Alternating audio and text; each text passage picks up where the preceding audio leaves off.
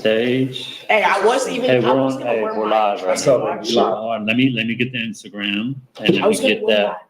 Let me get that live. my mean Go live. and launcher and to the crash. All right. But There I'm we so are. happy I did Jared, it. birthday live. Hey, my phone just Happy ding, birthday. ding, ding, How old are ding, ding, ding. Hey, Savannah joined. Dawn joined. All right, let's. Hey, let us know if you can hear us, everybody. Wherever you're from, we're streaming on a bunch of different platforms. And we had a little bit of an internet connection problem. So in any comments, if anybody's listening, can you please say, I can hear you? Hey, Don, what's up? All right, let me get back over. All right, hold What's on. good, guys? So our Facebook's on. Instagram. And Tell me that one about. Are you good? where's it at? Oh yeah, I'm gonna go grab it. So, all right, we're on frame. Which is this? It's running. IG, watching while we're eating. I can hear you. Hey, is the sound okay? We were using Rode shotgun mics and now we just got the DJI set up on the table. So, hey, is the sound decent? Because I can swap the mic in 30 seconds if I need to.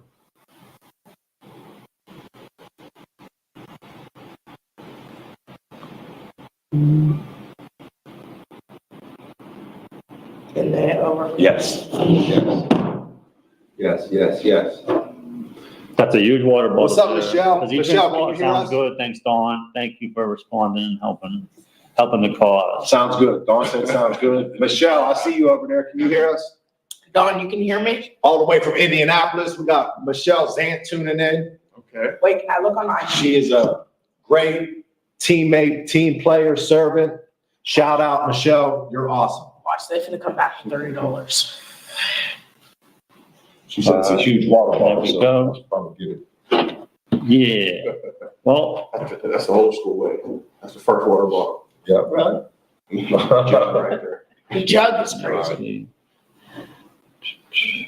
Good to go, good to go. What's good, guys? Yeah, we're good. All right, cool. All right, guys, I went Thanks, live on my Jared. phone. All right, yeah. All right, we got You're welcome. I wanna look at IG to make sure. All right, we're good. So I went live on my phone real quick while we're having the internet problems, and we did like a quick intro at that time. So we're just gonna go around the table and do that again while we're on point right now. So we'll start on this side. This is Marco. I'm gonna have him just introduce himself real quick. And Marco, while you're doing it, go ahead and you might as well just give your testimony of how the Lord saved you. So Marco's gonna tell his testimony. Well, praise God. My name is Marco Amaya, and I'm really happy to be here. And I'll share with you how I got saved by Jesus Christ. So before January 22nd, 2017, I actually didn't believe anything in the Bible was real. I thought it was just fiction. And so I was just trying to find my own way in my life, trying to find enlightenment through like drugs. I would be like smoking weed every day and taking acid and all that kind of Trying stuff. to get that higher connection. Yeah. Thinking like that was the way you would do it. Yeah. Because all the like the rap music I was Yeah. listening to, it's all about drugs. Yeah, see, James feels that, you know what I'm saying? He feels that. I was addicted to drugs. Oh man. He said I was. You know what I'm saying? Right. So- Praise God, you got delivered. Early in life. So it was one of those things where it was really common too. It was just in high school, public high school. It's like, there's even kids dying off certain types of drugs. So that was my life, and Which school, where did you live at, Marco? I lived in, my high school was in Mooresville, North Carolina. Okay. And, it was one of those things where I didn't know anything. I knew that there was a God, but I didn't know anything about him. I didn't really understand God. It was confusing to me. I remember even crying out to God before I was saved, being like, what is going on in this world? Why are there people suffering, and why are there so much problems in the world? And I just didn't know. And then one day I was I was invited to a conference. It was actually an Amway conference it's like a multi-level marketing business. Mhm. And these people invited me to come, long story short. And I went there with my girlfriend at the time, who became my wife. We went there to just learn how to make business, like, because we're trying to do some like entrepreneurial stuff. Yeah, Amway, it was like multi-level. Yeah, exactly. Yeah. So that's what got me into like that. So someone invited me from my work to join them and all this stuff. So they took me to this conference. I think it was in Chattanooga, Tennessee, and they had it in this auditorium. It was a 3-day conference. The first 2 days, it was just about business, how to make more money or whatever. But they all told me like, oh, you need to come on the Sunday. It's the most important day. And I was like, why? And they said, we're not going to tell you. You just have to come.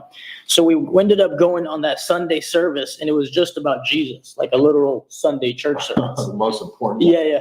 So we went. So I was just there, and remember, before that, I was totally against the Bible. I thought it was just fake. I didn't really like promote it. I even, I didn't think anything was real in there.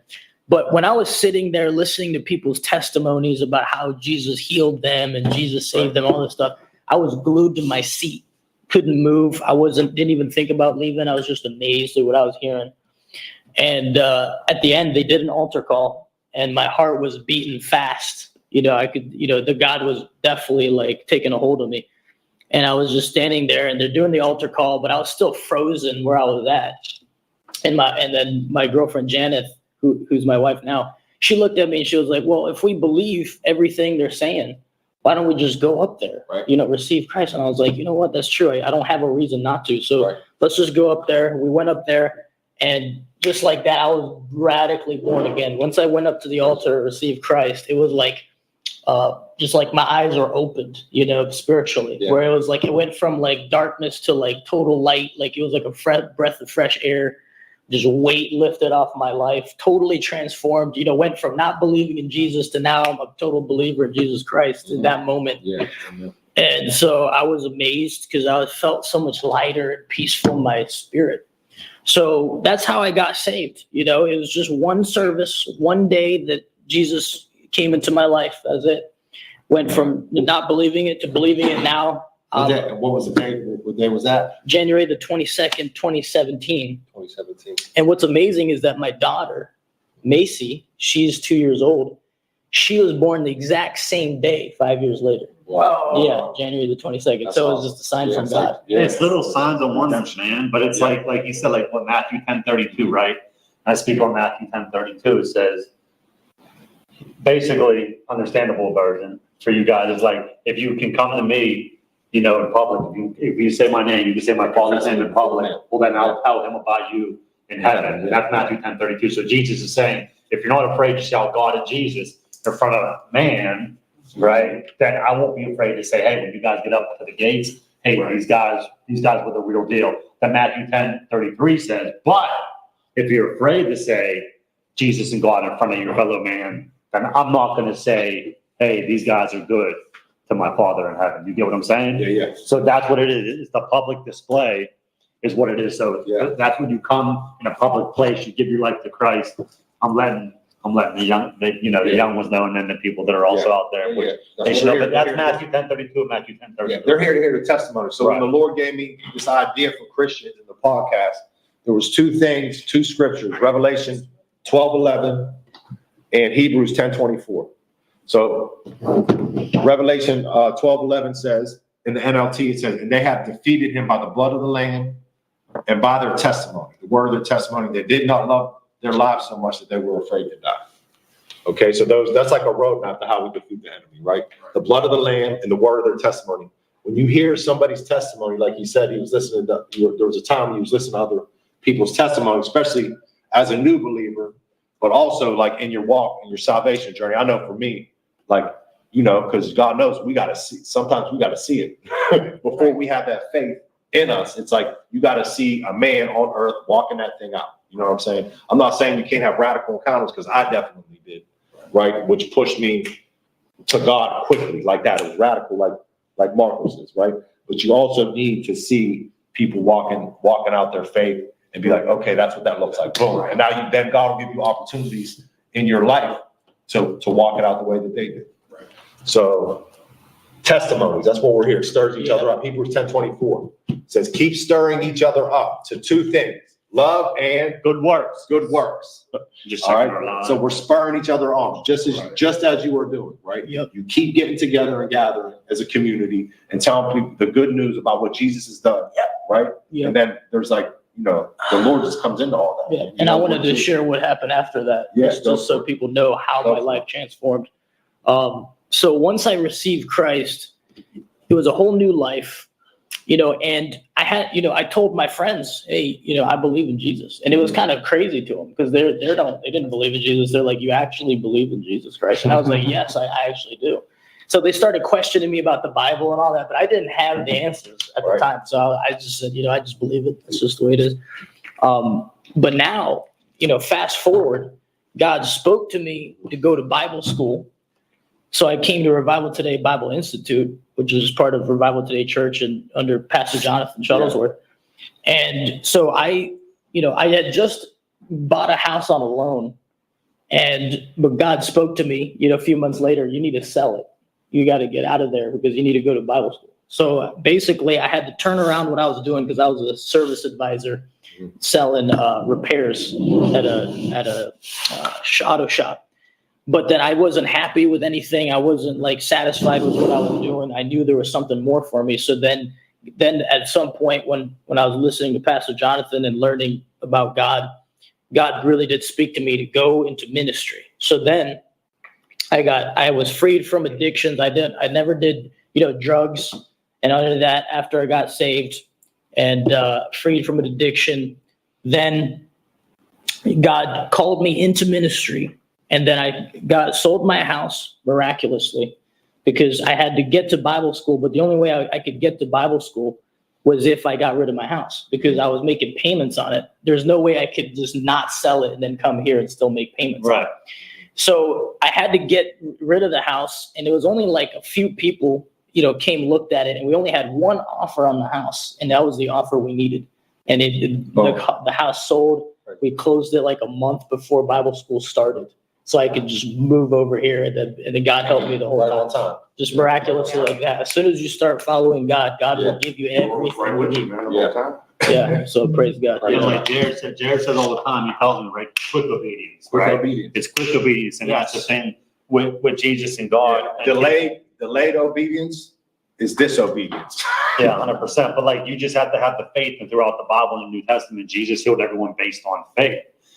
All those stories, it's every single person that God healed was because you have faith. So when you're presented with that, you were probably scared and worldly, and your human self was like, how's this going to happen? But he did it.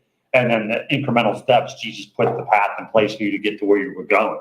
Yep. You know what I mean? And same with Jared. I know you're going to tell some of your testimony and stuff like that, but Jared's been on a 10-year journey. And seriously, we're in the same flow, as of the end of last year, but for both of us, because we've been in this flow for so long together, and a lot of other people in our circle, things start happening rapidly. Yeah. So it's that journey might be 2, 3, 5, 10 years. You're still in your journey too, and one day you might be running some great ministry, but you have to go through all the steps to get where you're going, and it was hard. You had to have faith, and you had to trust in God for that.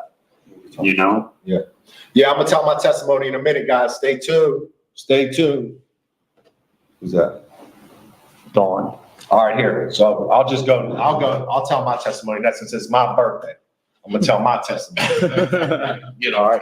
So that's why we have my friends here. We've been trying to schedule a podcast at a time and schedule our guests, but this is just how it happened. Right. It's my birthday. My people were here. So we're all together. So that's just how it happened. So we're gonna try to get all these testimonies in. We can stay on as long as we need to. It's my birthday. I didn't schedule nothing today. I'm chilling with my family, friends, people I love. So we're just going to relax. So my testimony is my whole life, I was one of the people who I've never doubted that there was a God.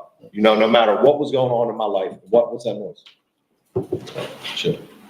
All right. All right. So I never doubted that there was a God ever in my life. So no matter what was happening or where I was, I knew there was something higher working. I was raised Catholic. I was in the Catholic Church. I didn't really, never understood what that was, what it was like to be Catholic. You know, because there was no, to me, I didn't feel, there was nothing starting. It was like you go to church, it's a duty. You know, nothing against the Catholic Church, it's just what they do. But my whole life, I never ever doubted God. You guys all right? Yeah. Good? Yeah, we were just making sure this was coming up right. All right. Sweet. All right, no doubt. Everybody good? You good? You done in the bathroom? Okay. All right, so Jared's telling his testimony. Yeah. I just Everybody ready? I wanted to put that up on the Okay. screen to make sure people know where we're at. All right, sweet. So, but I got to a point in my life. So I never doubted God, but there was one time a supernatural circumstance happened. So this happened in 2014. It happened here in Switzerland. And I woke up and I had a dream. In this dream, I hope there's people listening because this is a good story.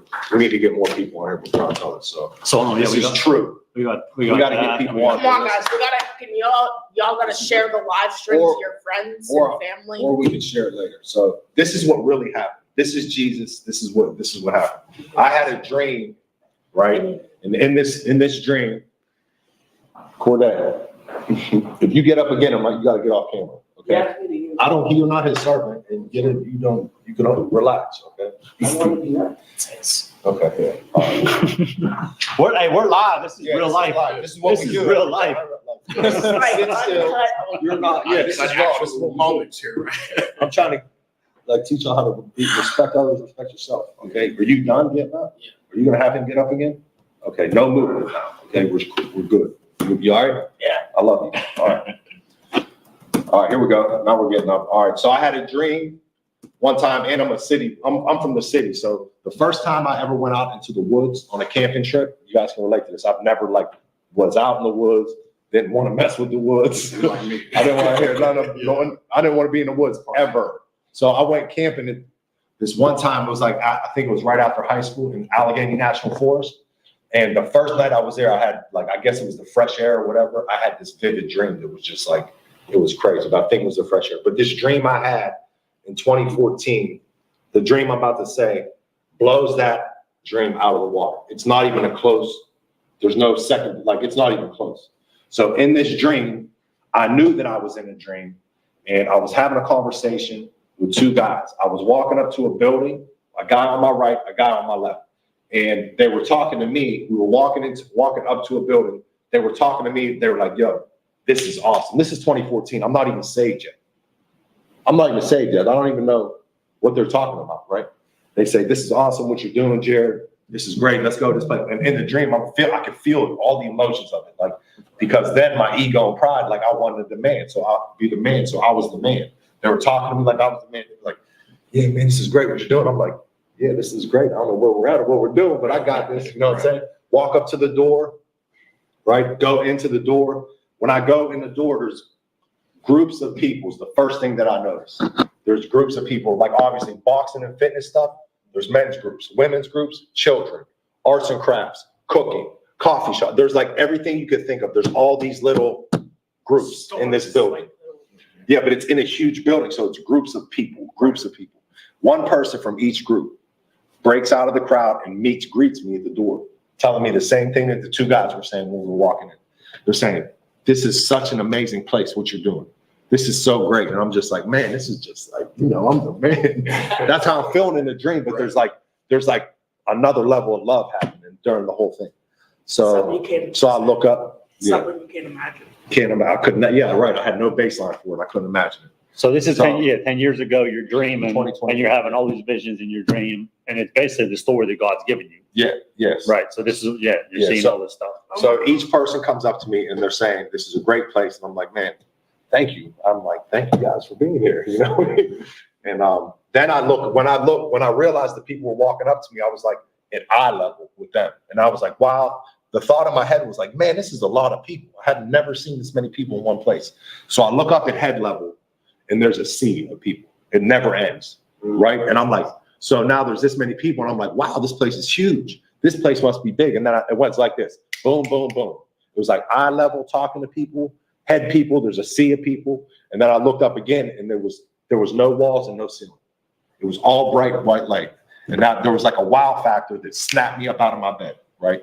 So, I mean, you see movies, when you watch movies and people snap up out of their bed like that, that happens. I snapped up like a springboard, like boom. I was like, what was that? And then obviously you guys know when you have an impactful dream, you want to get right back into it. So I laid back down. Yeah, and I was like, man, little take, yeah, it never happens. Yeah, I hate that. I was like, boom, let me get back in there. It didn't happen. And then when you have a dream like that, while you're in your house, it seems like you can always, you're just like, man, what was that? But Yeah. once you leave the doors and you get about your day, then you eventually forget it, right? So that didn't happen to me. I left my house to go about my business that day, and I was like in a fog. I could not stop thinking about this dream. I'm like, what was that? 2014, right? So I'm walking in the streets of Swickley in this town, right?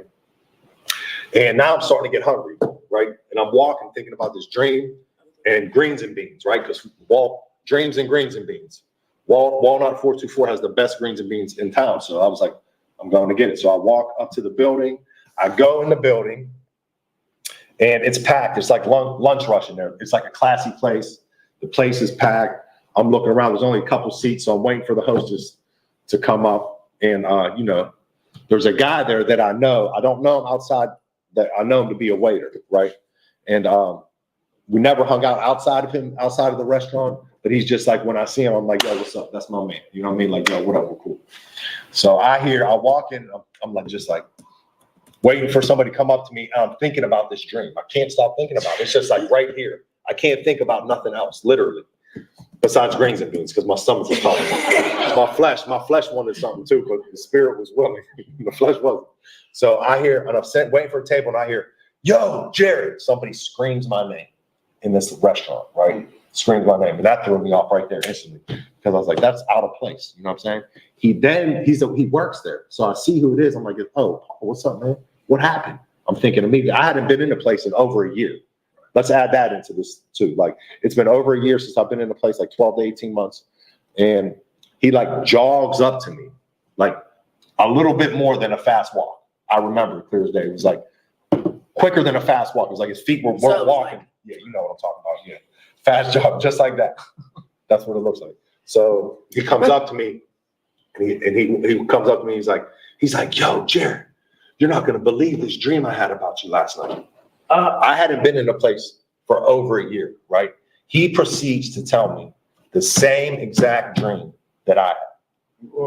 How crazy is that? The same I mean, dream, that's real. the same dream that I had, he had, right? And I got to get a hold of, I got to get a hold of this guy to verify my testimony so people don't think I'm crazy. But like, we sat, like, at first I wanted to punch him, because you're just like, how'd you read my mail? How did you get in my life like that? You know? Yeah. So I got defensive, and my spirit was just like, yo, what? I was like, and I wasn't saved yet. So I still had that in me, you know? And I was like, what? And then he's like, bro, it was so crazy.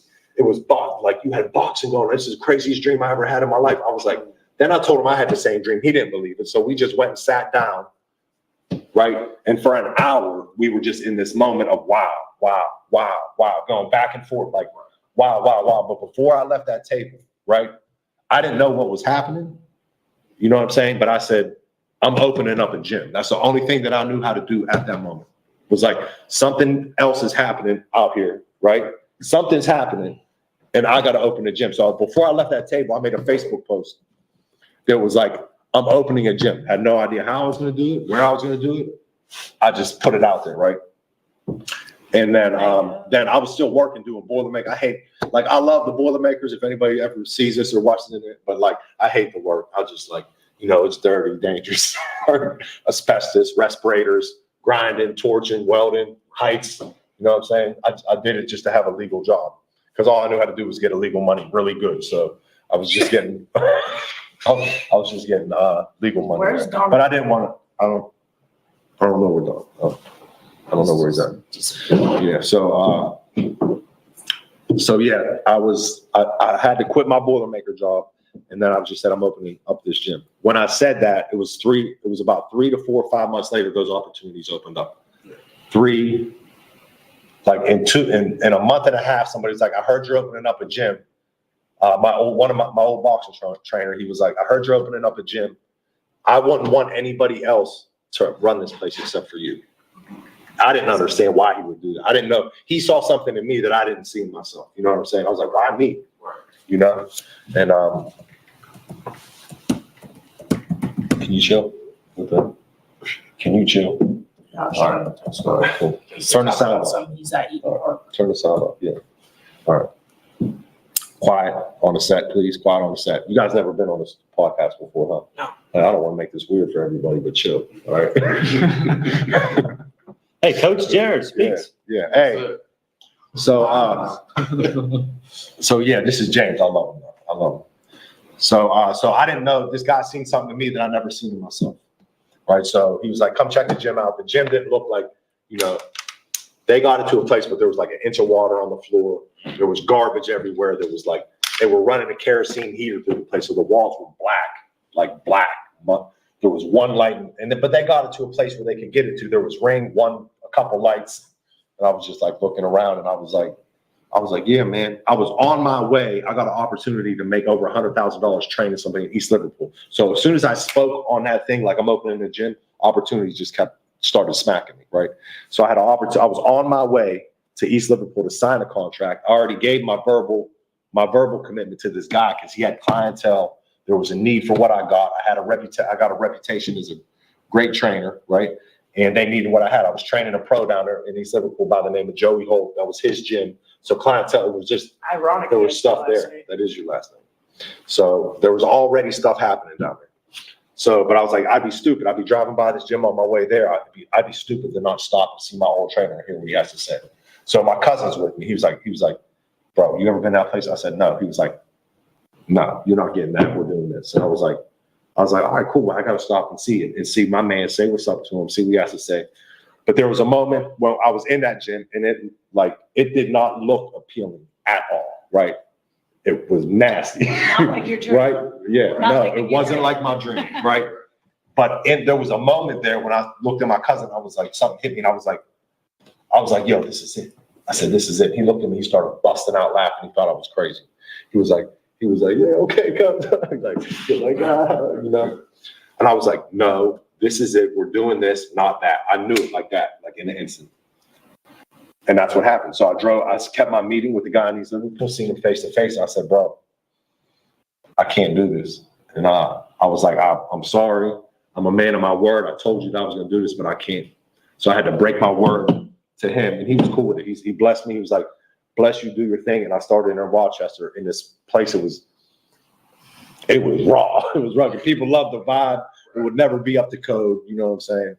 But I had to have a place that was, so that was where God had me start right there. And so in that place, the one upstairs? Yeah, off in Rochester. Yeah. Beaver Valley Bowl Building. So in that place, right?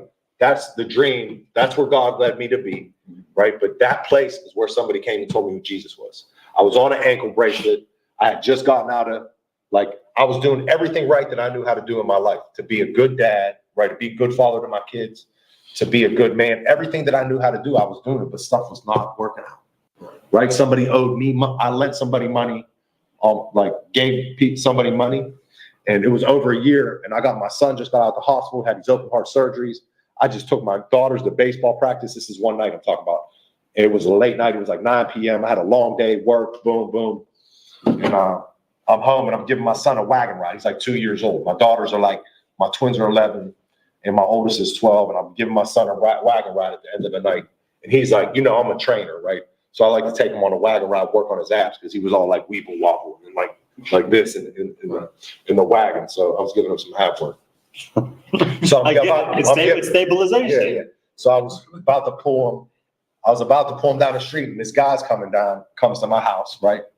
And he has a dog with him. And I'm looking and I'm like, this dude, he owes me $1,000. And I'm like, Lord, I'm not saved yet, right? And I'm like, Lord, I'm not doing this right now. And he's drunk, right? He owes me money. And he's like, yo, what's up, man? I'm like, unless you got $20 for me, 5, 10, something, I got nothing to say to you until just, if you're not gonna pay me back, I need to make it right with God, right? That's what I said on the spot. I was like, I'm not there right now. So just Just go. You know what I'm saying? He was like 20 feet away. I said, you got some money? He was like, no. Then he started walking toward me like, but I got this. And I was like, I need that bread, dog. You know, I'm not saved yet. So I'm like, I need that money. And he's like, no, I'm gonna get you this TV, man, you know. And I'm like, bro, I don't need a TV. I got my son. He got a dog. He's drinking. He owes me money. I'm on my property, right? And the dude's coming up to me. He's like, and I was like, I don't need a TV. And now by this time, I probably said like, you know, Yeah. I don't need an effing TV. Like, you know what I'm saying? Take that out of here. Run me my money. Yeah. Then he comes up and then he came up to me and he was like this. He pushed right here on my shoulder. He said, on my property. Dog barking. I got my baby here. He goes, I ain't giving you nothing. As soon as he touched my shoulder, bam, right hook. Boom, hit him, boom, boom. He goes down, hits his head off of the concrete. Right? He's in the ICU. He's on a breathing machine for 2 weeks. Like, I didn't even care. Like, I left him laying there. I left him laying there, took my son for a walk. This is true story. I took my son for a walk. Right? Because I just didn't care. I took the wagon over his arm like a speed bump for my son to make it fun. He was laying there like this, snoring. Right? True story. True story. I was cuckoo, right? Really then I come back from my son with my walk like it's nothing. He's still laying there sleeping. Right? So I went and grabbed my water jug, put it on his face, shook him, smacked him around, woke him up, stood him up, sent him on his way. And I went to jail that day. You know, he woke up, realized what happened. And from that, I got an ankle bracelet. I'm wearing an ankle bracelet. Building this gym, right? But when I went to jail, like I was like, you know, in my mind, I'm like, I'm protecting my family. This guy owes me money. I gave him something that should be going to my family, right? And like, I needed the money. You know what I'm saying? He comes to me on my property, drunk, and I couldn't beat that case. So I'm sitting in a jail cell, and I'm like, okay, I can't be a good person. I can't be a good father. I can't protect my family. I'm sitting. This all the thoughts were going through my head, and I'm like, I don't have control of my life. And I'm talking to God, but I'm not saved yet. I don't even know who He is yet, but I know He's real. But I'm talking to Him. And so I get out of jail. I'm on an ankle bracelet. This is a couple months after I get out. How long were you in there? A couple months before I was able to get out. So I'm in my gym, and there's a pastor who comes up there. I'm training his kids. His wife actually reaches out to me and said, hey, can you train my kids? So they bring the kids up. I'm working with the kids. The dad comes like the next day with the kids. Guess and he who was it like, is? and he what? I said I was about to say, guess who it is? It's him. Who? The guy. No. That would that's have not been what happened. cool. That would have been cool. Yeah. Full transition. James is like me, bro. He's just I all know, over. I know, bro. I'm the same way, bro. All right, so the guy comes up to me like after training, and he was like, hey man, you want to hang out after training tonight? It's about to be over. He's like, you want to hang out for a little bit after training? And I was like thinking in my head, like, I got this ankle bracelet on. I'm trying to build this thing off of a dream that I had. I was like, what's it gonna hurt to talk to a priest or a pastor, whatever you are? I don't even know what you are, but it ain't gonna hurt, right? So understand here, like dream, gym, ankle bracelet, like my life is like, you know, I could do it. You know what I'm saying? I'm gonna get through. You're trying to leave the old stuff behind. Yeah. And find new stuff. And then this guy, his name's Joel Repick. He's founder of Aliquippa Impact, and he's plugged in the Gospel Tabernacle Christian Missionary Alliance Church. Comes up, we go outside on the roof of this building, and it was like a 10, 20-minute spiel. He told me who Jesus was, right? Nobody had ever told me. I never knew the story of like how God created man. He created the heavens and the earth. He created man, right? Adam and Eve were the first humans, right? They fell through sin because of the devil, right? And God had a redemptive plan the whole time to send His Son, a Savior, to save us from sin and death, right? And He's available today for you, for the Holy Ghost, all this stuff. And He was like, I knew you were ready to get saved. The Lord spoke to me to tell you who Jesus was that night. He told me, right, in that 20 minutes, right, it was like a Rolodex, and my mind was like flipping, like all the things that I did, all the tragedy, the heartache, the trials, the tribulation, everything that I've been through, He was with me in it. And all those things were for, He's like, I'm with you. I'm like, you know, now I know the scripture. It's like, I'll never leave you or forsake you, right? So from that moment right there, they talk about a turnaround. It's called repentance, right? You do a complete 180. I was going one way. And from that moment on, I turned around and started going the other way. right? And then once I made that choice, stuff had to start falling off of my life. You know what I'm saying? I couldn't hang around. I had to make choices based on the word of God, right? And another man came into my life, a powerful man of God. This is what I'm saying. Like we see God through people and other men, right? His name was Brother Dan, street preacher. Oh, Brother right? Dan's fire. Brother bro. Dan. So I'm like 1 year into my salvation, right? Still like trying to figure out how God works. And So like I Jerry, did a can 20. you give me, because we Yeah. got some new people. Look, like just give me, Yeah. hey, give me, because we have a bunch more on All the right. other one. All Real, right, cool. So real fast, I just wanted to say, so look, so before Jared was saved and was running the streets, Jared had a dream, a super visionary, impactful dream of basically what he's doing today. He had the dream 10 years ago. He Right. walked out on the streets. A gentleman ran up to him, was saying, Jared, grabbed Jared and said, I just had this dream about you. And the brother told Jared the same exact dream that Jared had. So Jared had a dream. Somebody else had the dream that Jared had. They Same night. spoke Same about night. it. Yeah. Then Jared's like, okay, let me look into God. Let me look into everything else. And he starts trying to go that way. Somebody owed Jared money. He's outside of his house.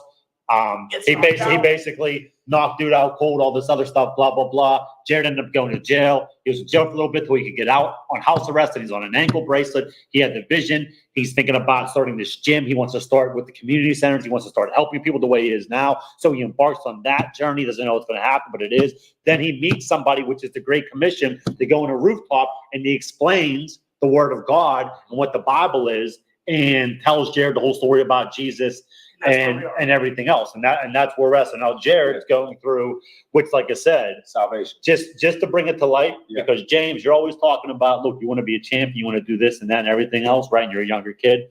Look, bro, Jared had this dream 10 years ago. 10 years. You were just at the big function this weekend, you guys. How awesome was that at Rise Sports? That professional, state-of-the-art, facility with great people around and everything. This is the stuff that Jared's doing now. Look at this place behind us that you guys train at. Jared, this is Jared. It's like, look where he's at. It took him 10 years, and now things are moving rapidly. I want you guys as young kids and young men to know that you have to press in, and sometimes it takes a long time, but you can't let the world beat you down on your dreams and what God put in your heart. You can't. Yeah. You can't, brother. Sometimes I'll say two things. One is the guy that owed me money who came up and how I ended up on a house. Like he was down, like he was on a breathing machine for 2 weeks. But what happened to him years later was, guess how he died? I have no clue. Fire. Really? He accidentally lit himself on fire. I'm not saying that's what happens if you mess with me. I'm just saying that's what happens. So. Jokes. I'm just joking, guys. Jokes. Right. So that happened. Yeah, that happened. And then Selena, join. We got some and Petra then Foundation. and then here, this is why it's so important. This is why it's so important that, like, I'm very careful about what I say sometimes, because Glenn just said something like, it takes time sometimes, right? It takes time as much as you know how much time it's going to take. So somebody told me a long time ago, and I will never tell this to somebody.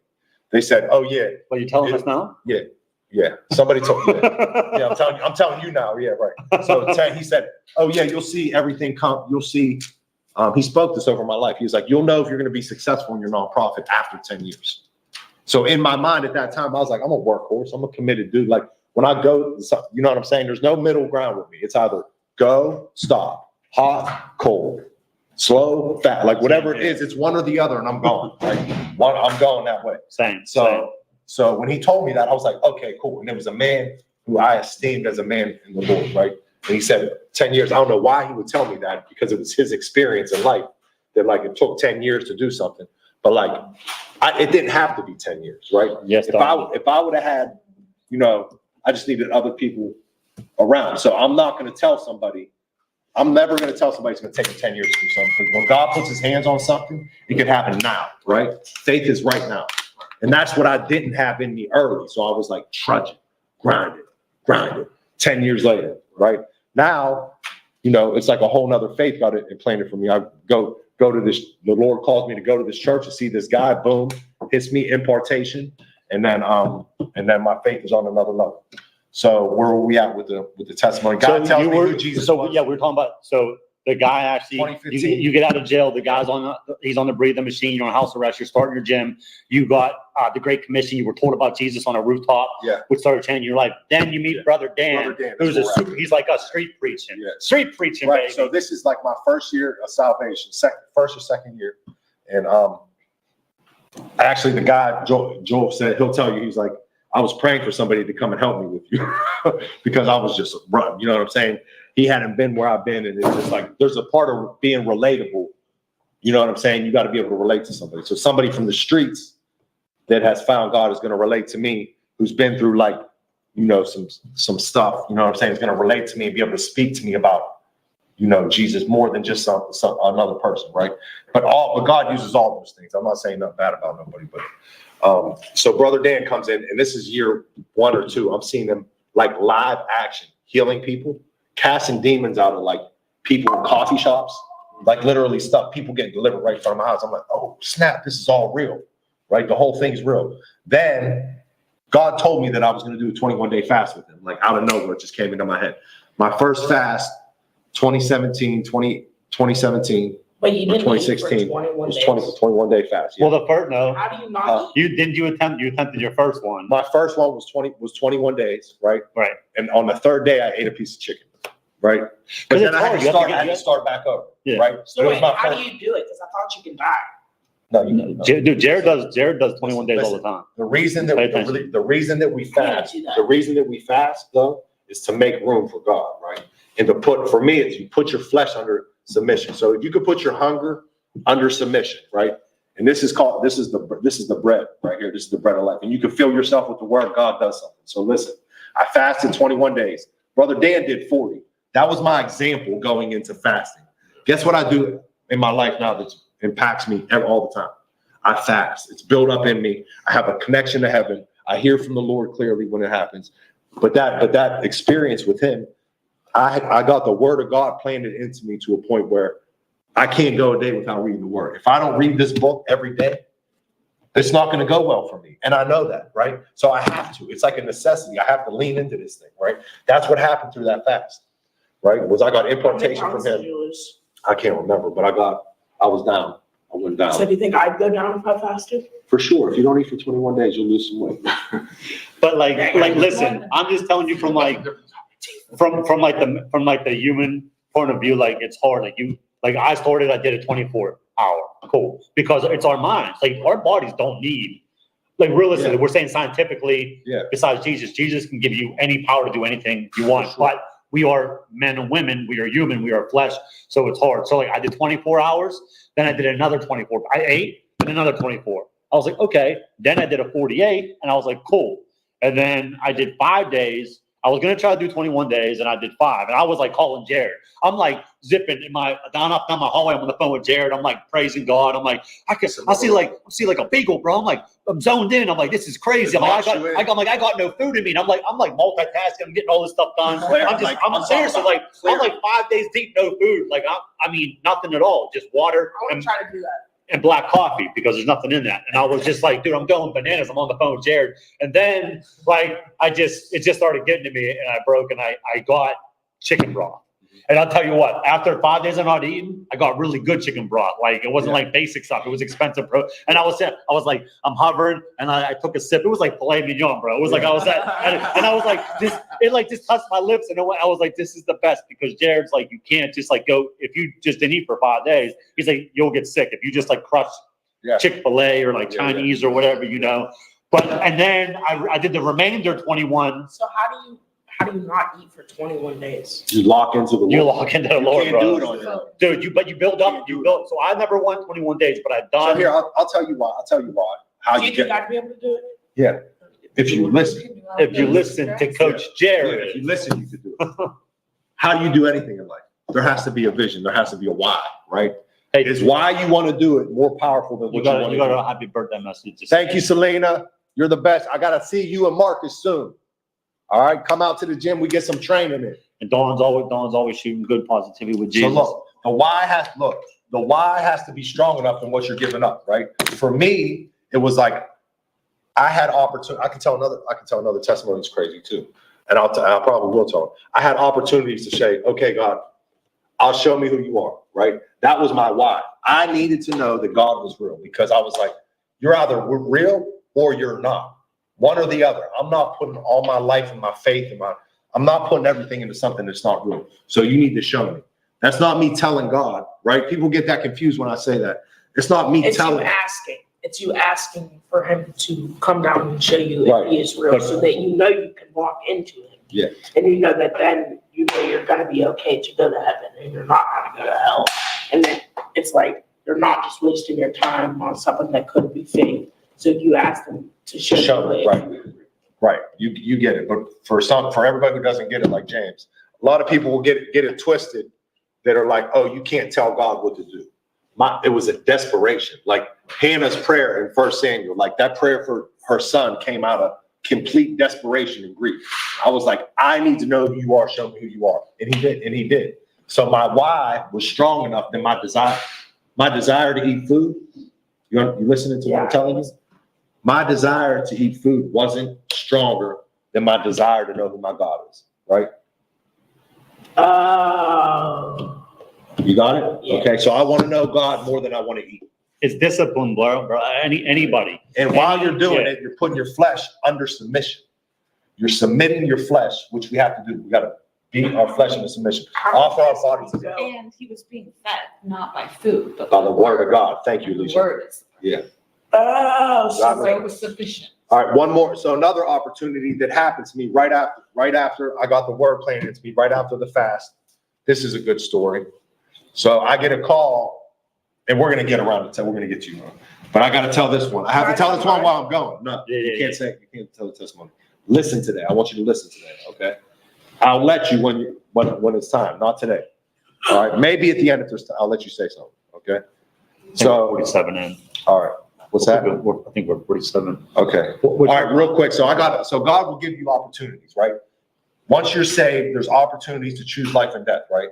You know, there is blessings for obedience and curses for disobedience. It's in Deuteronomy, right? And he says, I give you, today I put a choice before you, life and death. Choose life, oh, that you may live, right? So I had an opportunity. Somebody called me. I'm saved, right? This is a call that I would get throughout my life periodically, right? And this is a true story. And I got police that could verify it in another state. So I get a call, and a friend of a friend needs, you got everybody's good? Our friend of a friend needs. Yeah.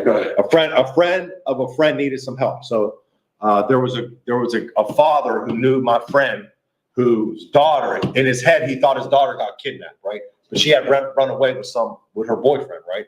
And in the father's mind, they painted a picture to me that she was locked up in a closet somewhere, getting tortured and beat up. And they're like, Jared, this is what I get calls for. It's true. Jared, I need you to go find this girl, right? This is that last known address. It's in Maryland, right? And then like, I got a black van for you. You know what I'm saying? Go get this girl and bring her back to me, right? I used to get calls like that. I would get paid to do stuff like that, right? Because I could do it. So I get the black van. He said, can you do it? I said, yes. Then I hung the phone up and I was like, ooh. I was like, I can't do that no more. But no, hold on, stop, hold on. No, I'm going to save something. Chill. Let me tell the story. All right, so look, I hung the phone up and I was like, I can't do that no more. And before I called him back, something happened. They were like, yes, you can. And I was like it was a thought to me, but it was God telling me, yes, you can. You can do it with me this time, right? So, which means I have to leave my pistol at home and bring my Bible, right? So the pistol stays at home. The Bible comes with me, right? That's the first step. I was like, okay, let's do it. Because that's the moment where you're like, you either are who you are or you're not, one or the other. I'll put my pistol away and I'll bring the Bible with me, right? So I bring my Bible with me. I pick the van up. This guy who calls me has no idea that I'm being radically changed by Jesus that much. Like right there, he doesn't know what I'm doing. And he doesn't need to know. I just get the van and I start driving. I listen to the only worship music that I know on the way down there, right? I got my Bible here. It's like a 12-hour drive. And I'm just like, I don't know how this is going to work, but it's just like step by step. I'm getting close to that address now. I'm driving. I got the worship music on and I'm just like, what's going to happen? Adrenaline's pumped. That adrenaline starts pumping when you're getting close to doing something. And I know the address is coming. I know what I would do if I was going to do it, but I can't. If I make the choices that God, don't lie, have integrity, don't hurt people, right? If I make those choices, I'm trusting him to do it. So I have to be an honest person. So I get to the address. Normally I would just pull up at the address, knock on the door, act like I was lost. Boom. You know what I'm saying? What's up? Where's it at? What's happening? For real. That's what happens. So I passed that. I was like, well, I can't do that. So I drive past the driveway, and the very next intersection around the bend, listen to this. The very next intersection, there's construction going on, right? There's a stop sign, one lane. My window's down, and I was like, oh, construction. And there was like a quick stop. At that stop, I have it on my phone, a video of it. There's a police officer sitting there with his window down, and my window's down. And before I could do or say anything, he's like, hey, partner, what are you doing down here? Now I can't, and I'm just like, he's like, I heard the Lord speaking. He's like, you can't lie. I was like, oh snap. I told him exactly what I was doing there. I said, I'm here to find a girl. Somebody sent me down here to come and find a girl. And he was like, oh, okay, let me help you. I didn't think that's not my normal interaction with police officers. You know what I'm saying? That's not how It we go. usually would be. Listen, this cop had helped me. Hey, Jared, Right? so Yeah. recap, so we got a couple more people. Okay, So go. recap, Jared's becoming saved. Somebody calls him up and says, hey, I need you to cross state lines in a van to pick up this girl. I need you to bring her back home and go get her. So Jared doesn't know what he's getting into. So Jared changed. He doesn't bring his gun. He doesn't bring any weapons. He says he'll do the job. He doesn't want to do old school stuff like that where he just rolls around in the van and grabs people and other stuff. So listen, all the stuff we used to do, right? The stuff we used to do. So now Jared crosses state lines in a van. He don't bring a gun. He brings a Bible. He has to go find a girl, bring her home, back to the person that needs her. And that's the mission that he's on. But he's also is saved, Jared, and God's saying, look, just go down there and do this the right way. And as he's going down there, he's trying to find this girl. The police run into him, and the police are actually offering him assistance at this point. Yeah. All right, The pivotal moment was my car stopped. Both of our windows are down. And he's I like, remember the video. You said you had the video. I on your have phone. a video. Like, we'll put it. If anybody ever wants to see it, I'll show it to you. And well, this He's is like, like, what are you doing? 2016? Yeah, I knew, but in When my was mind, this? I knew I had to document this, right? Right. It was 2017. 2017-ish, yeah. Yeah, 2018, somewhere in there. Like right after I got saved, boom, boom, boom. Fasting, prayer, boom. God gave me opportunities to walk, trust him with everything, right? King John So- said, "Happy birthday, Coach." Thanks, Josh. Love you, champ. So I'm down there. He's helping me find her, and then we locate her, and you could hear, and I had the wherewithal in my mind to videotape this because I knew something divine was happening. I knew that the Lord was in it. Don't ask me how I remember. I can't remember any time ever to pull my camera out and get stuff ever, but I did it this time. Bro, there's And- way more wild stories than this. And Jared- I got Jared's like a walking- I got 1,000 stories like this. So I have in here is you can hear the fear in this girl's voice. When the cop says, he went like this. Listen, this is funny too. He says, he was like, hey, is this so-and-so? And she's like, yeah. Boom, we found out. I was like, boom, we gotta find out where she's at. He was like, hey, there's a pastor from Pittsburgh down here looking for you. I was like, Where? I was like, where? Yeah. He was talking about me. So there's another instance of him seeing something on me or in me that I didn't even know that I had. Favor of God, brother. Right, was in me and on me. I didn't even know. That's why I tell these guys to see, like, that's our mission. Now, since God's seen that in me, now I can see it in other people, right? I see greatness in this guy, the boys over there. I see greatness in them. And I could speak that life into them because that's what happened to me. So he's like, there's a pastor from Pittsburgh down here. And he's trying to find, and she didn't hear pastor, she heard Pittsburgh. And when she heard Pittsburgh, she was like, that's my father. Don't tell him where, like fear. You could hear it in her voice. She's like, don't tell him where I'm at. Because if he finds out where I'm at, and then the video cuts off. But yeah, hold on, give me 1 second. Go ahead, Glenn, catch everybody up while I look for this video. I got it. All right, well, I got it. Here we go. We'll put this by the DJ. Remember, that's I'm not comfortable coming to talk to. So I'm not comfortable coming to talk to this man because I know just him being from Pittsburgh, that's my father.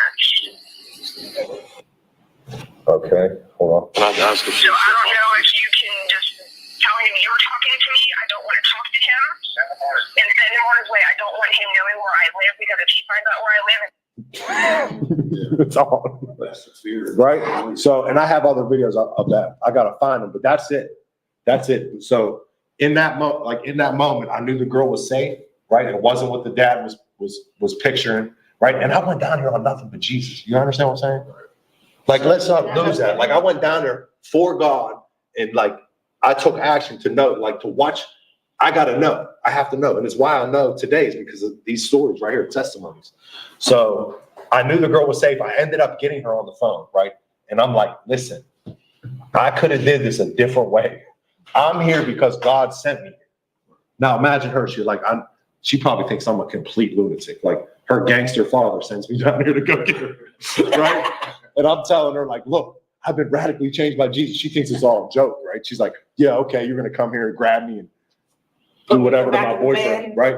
So then I ended up getting a boyfriend on the phone. They did not trust me or believe me, but I built a relationship with them over a couple days, right? I got to pray with them, and here's the report that I brought back to the dad, which is all he wanted to really know, that his daughter was safe. So I had this on, and I had other videos to give him, and he was happy to know, because he really thought that his daughter was kidnapped, straight up, thought his daughter was gone, and she wasn't answering the phone. They couldn't find her. He was he was beyond happy enough to know that his daughter was okay. I was like, she's hanging with a guy, they're trying to get their life together, which isn't scriptural, but like, you can't get your life together with another person. If you don't got your life together, you don't have no business having a girlfriend ever. Okay. Yeah. So there's that. And, but yeah, I brought back a testimony for the dad, and that was like probably more safe. And like, God did that whole thing. I can't take credit for any of that. All that I did was drive the van and do what the Bible said to do. And God showed up and did everything. That guy, that cop, to this day, he told me, he was like, man, I seen an angel walking behind you. He told me, like, I don't know, his name is Ralph. And then when COVID happened, and I'm the person that he called to pray for his wife. When his wife got COVID, he leaned into me, he called me. I kept a relationship with him. I got to pray with him. His wife didn't make it through, but I was able to be there for him in one of the hardest times of his life. And then I plugged him into my Bible study, which is still going on to this day out there. So last I heard, everything's going good. But I mean, you never know what the Lord's going to do if you just listen to him and trust him. So I know that you guys probably got a story similar to that. I know I took up a lot of time. I don't want to be like this. I don't want to be like the person that told you to do your testimony in 5 minutes. So you just tell your testimony the way you want to tell it, and we're going to listen to it. So Anthony and Alicia, Anthony back in high school, right? Yes. He's from Aliquippa. We both, I think did you go to Cornell at all? My senior year. Yeah, right. For 1 So year. I went for a couple years because I was in different schools too. Right. But I connected with him and his brother. Right. And we ran around and did the street thing for a little bit together. Bunch of nonsense. Yeah, a bunch of nonsense for sure. Yeah. But the one thing about Anthony, I could say, like, you don't always click with people that you do stuff with in the street. Sometimes it's just like business, boom, boom, boom. Right. But it was different with him because, it was just like, you could tell when there's a genuine person and there's something in there. You just want to do business with him. You're just drawn to him. So Anthony's always been a good more than leader. just a street relationship. That's You know right. what I That's mean? what it's More always than the been, right. streets. And even if we don't talk or see each other all the time over the years, you just know that about somebody when you meet them. So this is his beautiful wife, Alicia. Yes. They've been together for how long? 24 years. Woo! We've been married for 24 years. We've been together, 26, 27? 27, man, that's amazing. I just got married February 5th. I forgot to give my wife a shout out in my event on Thursday. So I want to give her a shout out now. Not as many people here, but I love you, Melanie. Shout out to you. You're the best. All right. Congrats, man. Yeah. So like he said, my name is Anthony. It's my wife, Alicia. And we do have a testimony to share. And this is all true, actual facts here. I wish I could show you some of the pictures. But last summer, July 20th. yeah, so I'll start from the beginning. So it was last summer. Our doctor, we had the doctor for over 20 years. Mm-hmm. And he had a private practice in Moon. And all of a sudden, we could get mail and a call from him. He's now going to UPMC.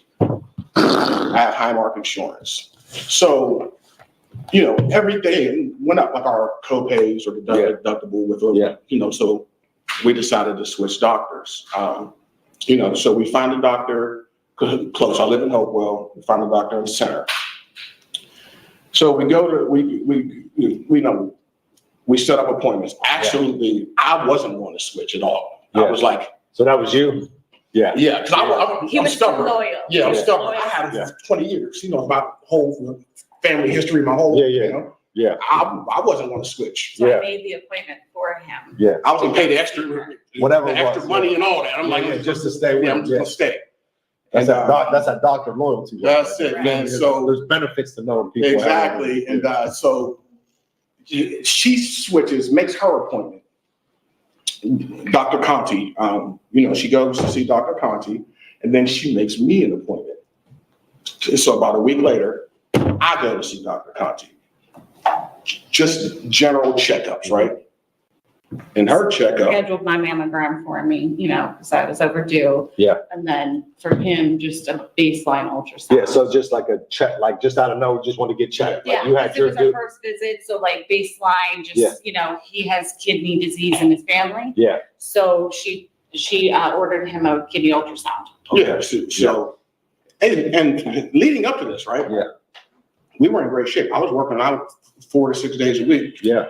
Over that year, I had ballooned up to 300 pounds. So, but over that year, I lost 70 pounds. You was Working working hard. Yeah. Getting. Ain't that something? She right lost there? a bunch of weight, right? So How? I go to this, we both go into this checkup thinking we're in great shape. Yeah. Right? You can't tell us nothing. Yeah, right. You know what I mean? But not only that, like we were just living life. Like we were empty nesters. We Yeah. were like having fun. Yeah. Because we got married young, had our kids young. Yeah. So we would just go to concerts and everything, we were the Traveling. We were Doing your traveling. thing. Yeah. Doing your Yeah, thing. like, and so, Is this the same day you guys go to this appointment? Is it the same day or do you have one day and he has another day? no, It was like a week or a two. week within a week. Yeah. Okay. in a All week, right. so. New We doctor go- within a week, bro. Right. I just routine stuff, right? Yeah. She wants this Physical. kidney ultrasound. Yeah. She just scheduled her for a routine mammogram. Yeah, yeah. because she's 6 years overdue. Yeah. We think nothing of it. Yeah. We're good. Yeah. Man, so about a week later, she gets her results. It's a Thursday. We're at this concert on Tuesday, Yeah. living it up. Yeah. Having a great, to what we think we're having a great old time. Yeah. Thursday, she gets her results in from her routine mammogram. Yeah. Come to find out, she's positive for breast cancer. I'm okay with it. So that news was completely devastating. I mean, what? Yeah. I What you feel mean, like breast that way. cancer? What? Yeah. 44 years old. What? Yeah. No, she doesn't have a family history of breast cancer. So What happened? Yeah. yeah, Still don't know. we're like, what in the world is going on? Yeah. It was just unbelievable to us. Yeah, like Florence, one of those things. Oh man. Takes it, Always yeah. the double Yeah. flash strikes. That's exactly it. Yeah. But that Thursday, so when I was notified that I got, that I had breast cancer, no doctor called me. It was We through learned on my an app, my chart app. Yeah. It just dinged Yeah. and it was like the biopsy Your test results, results are in. Yeah. And I'm a nurse, so I Oh, was yeah. reading it and I knew, but I'm not an oncology nurse, so I didn't understand it all, but I knew it was not Yeah. good. So originally though, they thought I had a breast cancer that was responsive to hormones. So they were like, oh, just some hormone therapy and some radiation Mhm. and just cut it out. Yeah. We're good. 4 days later, I get an amended biopsy result saying, oh no, you actually have the worst cancer to have. It's Yeah. triple negative. Yeah. Very So now aggressive. it's very aggressive, faster spreading, harder to cure, and a higher risk of coming back even after successful treatment. So I'm calling So this is where it him. gets crazy. So he went up, so that Monday, he's going to get his ultrasound, his kidney ultrasound, Mhm. when I find I'm up out. in Robertson. So I call him freaking out because now it's not easy. It's 6 months of chemo. Like, we don't know. Like, we just don't know what all it's going to entail. And I'm calling him. He's like upset, but he's like, I'm literally about to get on this table. I'm trying to hold it Yeah, together yeah, yeah. to console her. Yeah. I'm on the table, shirt off, you know, getting it ultrasound on my Oh, so kidneys. you're getting ultrasound Yes. while you're getting the news. Yes. That's So I answered my phone. I don't even know why I answered my phone, Yeah. but I knew something was wrong. I can feel it in my spirit. Yeah. She's telling me this. I'm like, oh no. Yeah. You know, now you got to go on chemotherapy for 6 months. Yeah. So I tell the girl, you know, the ultrasound. the ultrasound tech. I'm getting the ultrasound, talking to the girl. I need like a minute, 30 seconds to talk to her. Give me a minute. Boom, boom, boom. And then I got to tell her, okay, I need to let her finish. Yeah. I'm gonna call you right back.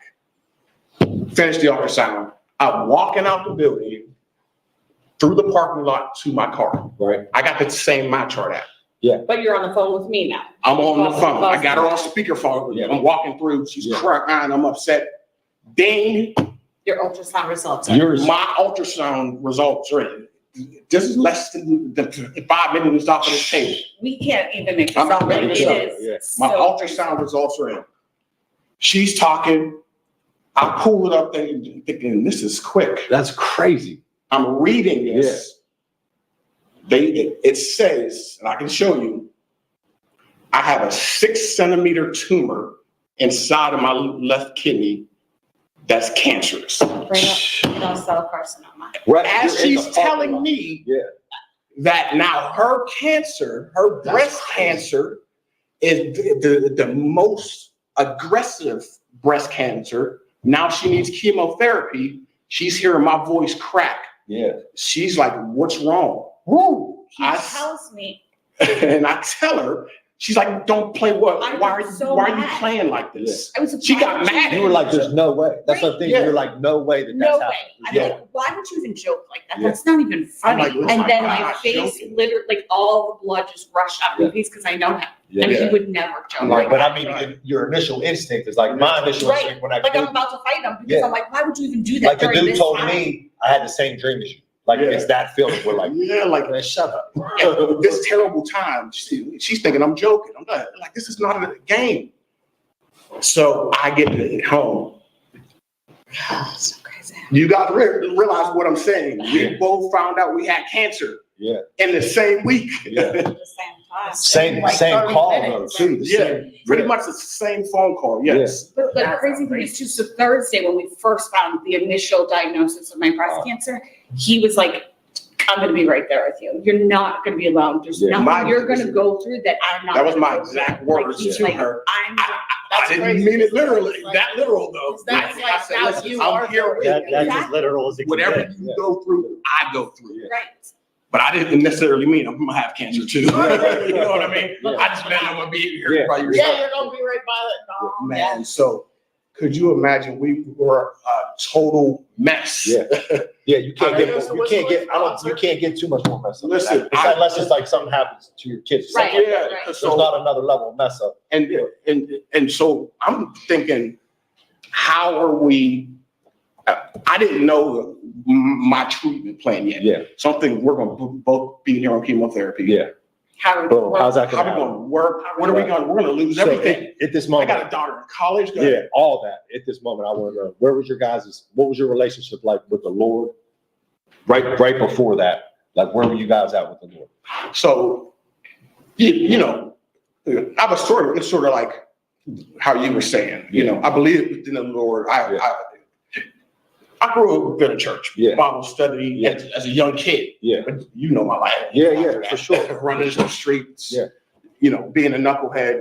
Right, so you were pretty much in the same spot I was. Yes. Before that. All Before right. that. And All right. she. Well, could tell we you- were good people. We were like, oh, well, we're good Good people. people. Yeah, We yeah. don't, you know, we don't kill anybody. We don't steal. We don't lie. I'm excited to hear how the Well, I Lord. don't go to Like, church or okay. nothing. I know the you end of what the I mean? story now, so Yeah, I'm excited right. to hear how the Lord Right. turned this thing around. Right. So with me though, I just real quick about my Go ahead. relationship with God. I grew up in the church. I was one of those church kids. I was in church Sunday, Sunday, Monday, Thursday, that type of thing. I was always there. So when I became an adult, I wanted to, I just wanted to make my own decisions about God. So I was just more like, I'm a good person. That should be good enough. So, but I still had all those foundations, you know what I mean? Like I knew God was real. I knew that he worked, you know, in our lives, but I wasn't as close to him as I should have been or could have been, but we always had the foundation, Yeah, both of us. so we both had You know, good I think, foundation. a baseline. Right. Because like, I'm the same way, like grew up in church, I knew the stories, I read Right. a Bible, like, you know, all this stuff, and I prayed to God throughout my whole life, but then also I blamed him for a lot of stuff too. Yeah. Yeah. Because I didn't press in. Right. So then whenever I actually like hit my rock bottom, you know, and I had my sign and everything, and I was like, I don't know what else to do, and I gave it to God. But then after that, pressing in and having like him actually come into my life and the Holy Ghost, and I started reading the actual Bible, and it started changing everything now. You know, the views, points, how I feel about things. So it's like I think a lot of us, you know, are in the same boat, right? And as human beings, and that's why we're doing this, Right. to try to get people to Yeah. press in and Yeah. get to our side of things, Yeah. because Yeah. it's a whole different story. There's a lot So, of us yeah. that have that Yeah, foundation, we don't tap into. right, and tapping in, saying something, you know what I mean? Right. But tapping in and actually being, Right. you know what I'm saying? Right. It's like just walking into the gym and slapping hands with people, or walking in the gym and living that. Right. There's Right. there's a huge difference Right. in your body, Exactly. you know? And you know, so once we found this out, man, it's like at that moment in time, I was questioning God. Why are you doing? Yeah. Why you punishing That's what I us? said, yeah, Why yeah. me? Right. Right. Why us? You know, we're good people. Yeah. Why are you punishing us? You know what I mean? So I'm telling you, man, we were just emotional Methodists. I mean, I probably lost 15 pounds in a couple days. Yeah, just I wasn't yeah. eating. I couldn't eat. I couldn't do anything. No energy. We had to tell our kids. I got 2 adult daughters. Yeah. I got 2 granddaughters. Right. I had to tell my dad, Yeah. her parents. You know what I mean? So Yeah. how you can That type how of you news gonna ain't tell fun your for the kids kids. Yeah. that That they might We lose both got their cancer. parents at the same time. we thought we were going to die. I didn't know how much longer. A lie from the devil, lie from the pits of hell. So I'm thinking the worst. Right? You hear that word cancer, I'm thinking the worst. Like Yeah. Oh, yeah, all that's, I'm gonna be dead in that's 6 it, months. We're naturally, both gonna, you know, we got a year to live. Man, we were just walking wounded. I don't even know how else to describe it. Yeah, Like, man. you know, so The turnaround. Where's the Right. turnaround moment? right. Come So on, hit me with it. So listen, we had all of our talks with our, you know, family and all of that. So our house is dark. You know, everything is just Lines are drawn. exactly. And you know, so I say to her one day, I'm like, listen, let's get up. Let's go for a walk around the neighborhood. And Yeah. we did this every night. Yeah. Let's go for a walk. So we're out there walking like 2 zombies, just Yeah. one foot in front of the other. As we're walking, I'm like, Alicia, you know what, you know, I need some type of counseling, some type of help here with Guidance. this, some guidance. I said, I'm sick of talking to doctors. Yeah. That's I what need spiritual guidance. I need some Come on, man. spiritual counseling, right? As we're walking, where we live, there's a church around the corner, Wildwood Chapel, non-denominational Christian church. Yeah. Pastor Rich, I talk to him all the time. Good time. That's Yeah. my dog, Yeah. bro. Yeah. Yeah. Why We've been would living there, and I'll yeah. equip her. Yeah, but I live That's my right dog. around the corner. That's my dog. So I've been talking to Pastor Rich for 7 years. I'm not cutting grass. He would Such a always great- stop, Yeah, great talk to man. me. How He's you a great doing? man. How you know? And so as we're walking, we're getting right past my house. I say, Alicia, I need to go see Pastor Rich. I want to talk to Pastor Rich. Yeah. Right. I'm walking with my head down. As soon as I said it, I look up. Pastor Rich is right there. Yeah. His car is coming down the road. He's right there. Praise God. I mean, right there. It wasn't even 30 seconds. divided a bunch. I mean, And I look up and he, you know, pulls up next to us, window down. He's cracking a joke. Yeah. What is going on? You two your are, speed. yeah, you know, you got all this energy. You're walking fast. Yeah. You two look like zombies. What's wrong? We Yeah. proceeded to start telling the story. He threw that car apart. He didn't even pull over. Yeah. Just threw it apart, jumped out in our driveway. He's praying with us. That's what it is, man. Yeah. That's a But the crazy thing, not crazy because of God, it's God, but he had left his bag at the church and he was on his way home And he was like, oh, I'll just get it tomorrow, no big deal. Something told him to come back. He was gone. Yeah. He was gone for the God day. made him turn around. He and came get back that just to grab his bag. That's when I saw him. That's when I said I needed to see him. Right. He was right there. And people will do that and they'll say, man, these coincidences, but there's nothing like, that's why you gotta It's tell, not a that's why you gotta coincidence. tell these stories, Yeah. right? That's not Because you got, people gotta understand, man. Yeah. God loves us, man. Yeah. He'll And do I say whatever this he has stuff- to do. Yeah. I say this Whatever stuff he all has the to do. I think time. that's Like, what brought the scooter. And that's not a coincidence. But it's So- the little stuff. People like they expect like, hey, we're sitting here, the building's gonna start shaking in Pittsburgh, the lights are gonna shut off, and God's gonna come down the steps and be like, no, it's like these little things Right. that are unexplainable coincidences, Right. like you And, said, Yeah. yeah. you know, Because I've had a bunch of them too, but it's not my time, it's your time. And I talk about it all the time, but like these little things, you have to be like, okay. But an example is like I say, God will give us the ingredients, right? We just have to bake the cake. That's it. So something like that, like, all right, press in, talk, get prayer. I don't know where the story's going, but like that's, you know. So he's praying for you, yeah. How you were saying you needed people at the right time, right? Yeah. That was perfect timing for Yeah. us. So he's praying for us in our driveway, telling us, come to the Lord, come to church. We got prayer services down here. We got healing rooms in this church. He's just giving us that guidance, right? Yeah. But I still wasn't 100% there. You know what I'm saying? Pause. So this is how I knew that my wife was the woman that I was gonna marry, right? She told me her testimony. Yeah. And before that, I already knew in my head, I'm like, there's things that happen in your life, right? Where you, like, I'll say it again, you can't go to a doctor. You can't go to man, right? Right. There's nowhere that you could go. The resources are exhausted and your life is on the line. Where do you go? Right. There's these stories like you go to God and he just shows up. Right. When she told me her testimony that's when I knew. I needed a woman who knew the Lord the way that I knew the Lord because of what I've been through, right? And it was her. That's how I knew, bro, because there's things you just can't go to man for. Yeah. And only God can provide, bro. So that's real. I love it. And so look, after we were with Pastor Rich, I still wasn't 100% bought in. Yeah. I'm still questioning God, but I'm still praying. Like, listen, I need some help. Give me a sign, something. Yeah. One day I'm in the shower, man. I was so emotional. I just needed a hot shower. I'm leaning up against the wall. Yeah. Hot water, steam, and it allowed me to clear all my worldly emotions, right? Yeah. Get all that clutter out of my head and my human emotions, get it out of my head. Mm-hmm. And as soon as I did that, I got this a divine word. It was like a clarity or something in my spirit, and I was able to hear it. Yeah. Yeah. And it was the Lord saying, "Listen, have faith in me. I'm here. Yeah. I've been here the whole That's time. right. You're okay." Listen, Yeah. I'm telling you, I came out of the shower No, so but he said to you, I'm not doing this to Oh, punish yes, you. that's what I'm forgetting. He said, "I'm not doing this to punish you. Yeah. I'm saving your lives, both of you." I jumped out the shower. Dawn just said in the comments, there's always a purpose in the pain. I Yes. jumped out the shower soaking wet. She was in the bed. Alicia, we're okay. Yeah. The Lord is with us.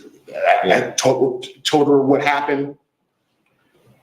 Ever since that moment, our energy was different. Outlook was different. Our whole Marco see said, that energy you know, was different. Yeah. your I mean, testimony. one touch. I'll say this all the time. It takes one touch. one One touch from the king, One man, touch. and everything I'm telling turns you. around. Your attitude. Yeah, your Everything. energy, like And just, for some people, it takes that. It takes what it takes for the Lord to get them. Some people, it doesn't. You know what I'm saying? But they need to hear, when they hear this though, Yeah. maybe they won't have to wait for that moment. You know what I mean?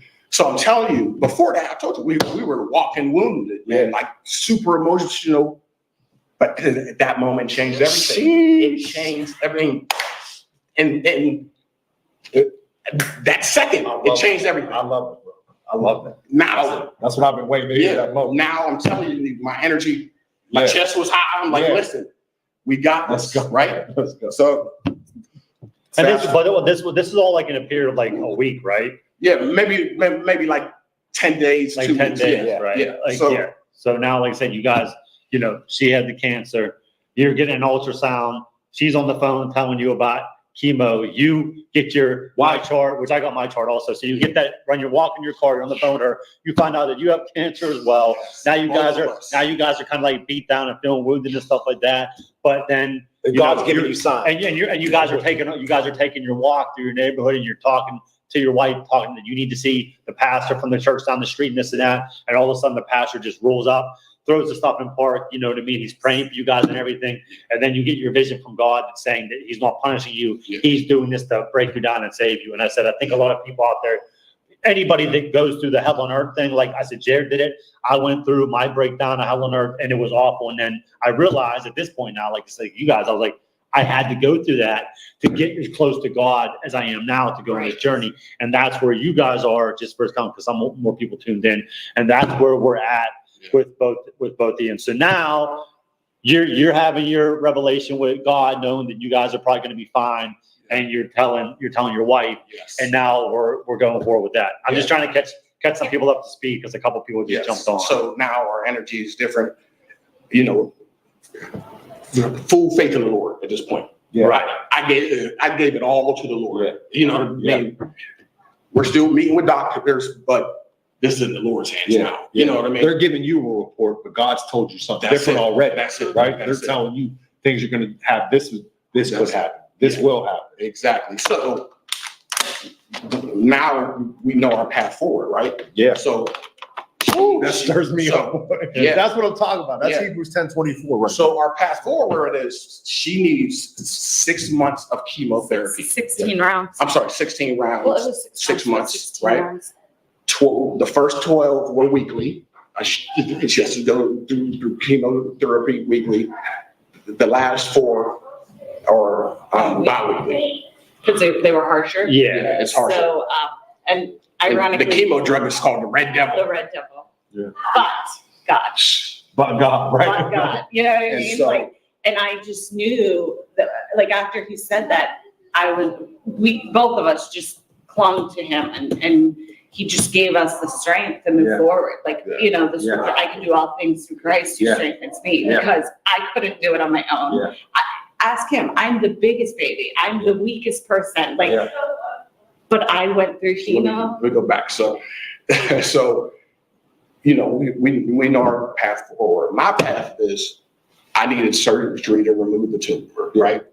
The doctors didn't think that they could save my kidney. Yeah. My kidney is only 11 centimeters. Yeah. The tumor is 6 centimeters. Yeah. It's over half of my kidney, right? Yeah. So they're like, okay, we're probably going to have to remove your kidney. Jeez. You can live with one kidney, but that's what. So I met with one doctor. He said, but I'm willing to refer you to a colleague. He's more daring than me. That's reassuring. So I'm like, okay. This dog will try That's anything. what his exact words. He's more daring than me. Yeah. And it's like, Oh, he said it correctly. Yeah. So I met with him, and he's like, okay, I'll try to remove the tumor, right? My surgery was Friday, October 6th, 2023, Friday, October 6th. I go in, we say a prayer. Pastor Rich comes to our house Thursday. We go to the prayer services. I go under for the surgery, full faith in the Lord. I wake up, I'm in the recovery room. I look over, I spot my doctor over there, look over.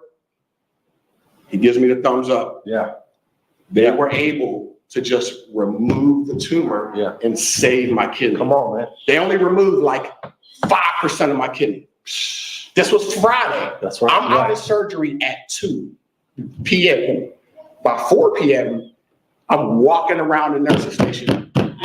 Photos. Yeah. I probably did 30 laps around that nursing station. The Lord's in me at this point. Yeah.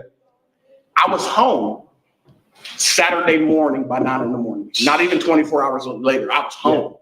Yeah. I was in church that Sunday. You know what I mean? Yeah. 3 weeks later, I was working out. He's in the bed. Yeah. Yeah. This is Look, literally that's 2 hours. That's 2 hours He's out of the surgery. A catheter, walking That's around the the Lord. nurse's That's the Lord, station. bro. Yeah. Like, he took no pain medicine. I ain't taking only Tylenol, not a single pain. Yeah. You know what I mean? When you put your faith in the Lord, listen, you can't get, this is what happens, right?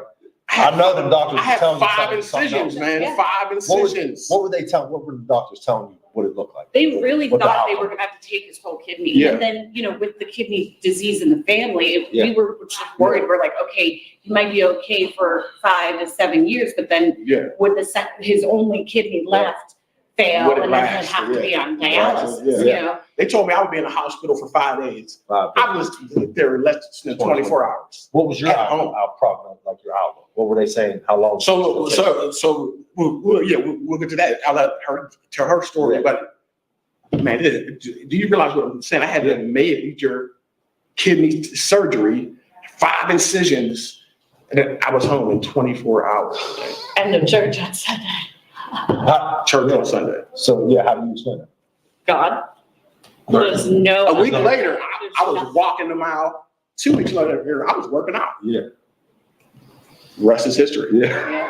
You know So what I mean? my Lord say, So The my Lord saved my life. oncologist was when we told her the story, she was like, I just got shivers. Yeah. She said, because no normal PCP would have just ordered that for him. Yeah. that's As a- test. Excuse me, as a baseline. She said he could have lived with this for 10, 15, 20 years before he even started having symptoms. And by that time, it would have been too late. Right. You know what I mean? And for her to have just ordered that and as a baseline could only be God. You know what I mean? Yeah. There was no other reason. Yeah, because she that was even and saying that there was no reason for that test. Yeah. It had to be something in her heart to say, I need an ultrasound of your kidneys. That's the only way they found it. Yeah. I didn't have a single symptom. That's right. We were healthy. That's what the Lord does to get you. Yeah. The Bible says too, it says the heart of the king is in the hands of the Lord, and like rivers, he steers it which way he wants to go. Yeah, man. He can put it on somebody's heart Yeah. to save you, man. Yeah, we didn't have a single symptom. So that's my story. So now you're like out of the water, and she's still go in. Going through Take her the best of it. and show the picture. She hair loss. She's going through the whole thing. Yeah. Yeah. So that was my biggest concern. Right. I wanted my surgery done so I could get back to her. Right. And through the Lord and that strength, I wasn't even in the hospital for 24 hours. I was home. Yeah. Next to her. So it was so quickly that he recovered and God healed him and everything that unfortunately it's sad. His cancer diagnosis kind of gets, pushed under the rug because I went through, 6 months of chemo and all this other stuff. But through the whole thing, literally, like I had a vision and I literally saw Jesus on one side holding me up and my husband on the other. Like it was because like I said, I was a very, weak person. I was a baby, all this stuff.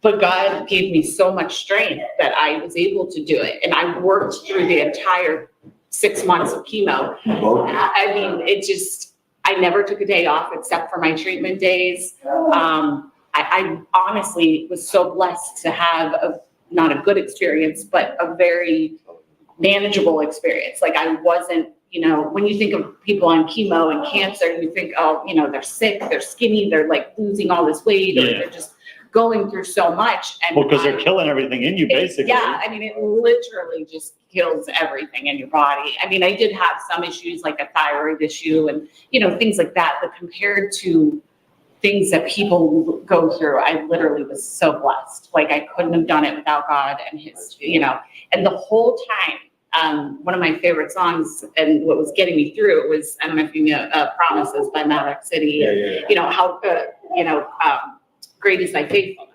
and then in one of the verses, it's like, I'll worship you through my storm. I'll Yeah. worship you through all my trials, That's and it. I still bless you. That's it. And that's what we did.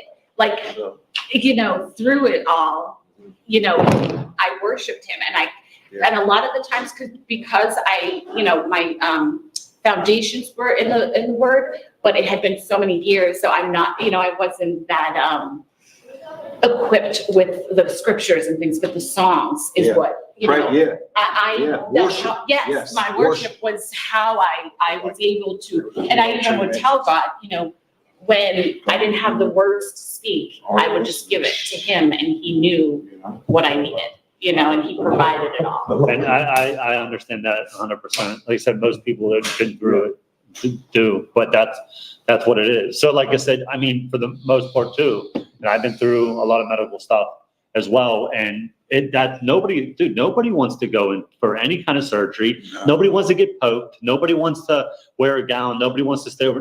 And like you said, you know, you said you're like a baby and all this other stuff with things like, and then to say you have the worst type of breast cancer, you have to do the worst chemo. Or any type of cancer. Well, like that's what I'm saying. But like, and for you, like I said, to be there, but then like I said, to have God on your side because you guys realized all that, you know, before all this was happening. To go down the line like that, I think that's amazing. But that's what it is. Like I know you're going to keep going with your testimony, but just to the reassurance, because like I said, we've been through the fire. But it's like once you have that, once you have God for own, Jesus for own, you know He's with you. Yeah. Like it is, and it's like you said from your vision or whatever. It's like, you know, you're going through this to save your life. Yeah. And that's ultimately like what it is. Yeah. You know, you're going through it to save your life. So if you had to go through, you know, the worst part or the worst time of your life or the hell on earth, well, it brought you to God. And that's what it is. Like I just sent you that video the other day. Yeah. Remember? Yeah. But that's what it is. And I had a gentleman, I'm not gonna say any names, but a gentleman when I was doing the thing for our homie, the dude's running the show. Yeah. We were talking Yeah. and he was just asking about God and stuff like that. He said, well, what about how come, you know, God will take, you know, he'll take a child away, or how come he'll give people cancer, you know, and all this other stuff and tests. And it's what it is. So it's like, you might go through stuff, right? You're going through stuff because now you're sharing your testimony. I'm sure you're sharing it with other people. Yeah. Jared shares his testimony. I can share his testimony. We can all share our testimonies, right, to people because somebody needs that. Yes. But it ultimately is like a test. So I told that gentleman, I was like, listen, whenever he says all this stuff, I said, all right, let's just say this. Say, you know, you're building an army, you know, whatever. It doesn't matter. Like you're building a business. You need the best of the best, right? You're a lawyer. You want people from Harvard, Yale, whatever, right? If you want the best engineers, you want the best workers to put your building on. You want the best of the best, like the Army, right? So like the Navy SEALs or like the Green Beret and stuff like that. They put people through the most rigorous. They put them like through hell. They try to break them down to see the strong survive. And then at the very end, out of like 100, maybe you keep 5 for your special forces team or whatever it is, dude, because all the 95, they couldn't hack it and they dropped out, and you put them through hell to get there. Now you picked your team. Right. That's so even us as man, because we're not God, right? And I know Jesus wasn't man form, but we're nowhere near him, you know? So it's like, that's the way I look at it. It's like, all right, this is a test. We're on earth as a test. And all this stuff we're going through is a test to see who can make it to wherever. But like I said, You can't have a testimony without being. and that's what I'm saying. So you can't pull people out the pit until you go through it. So it's like all that stuff, the pictures, your story together is just crazy. Right. And the fact that you guys went through what you went through, well, you can testify. I mean, you can testify that for the rest of your lives, and you're doing right with it. You're doing right with it. But it was quick obedience and it was faith. Like you said, you had the vision, you had the feelings, and you guys went with it. Mm-hmm.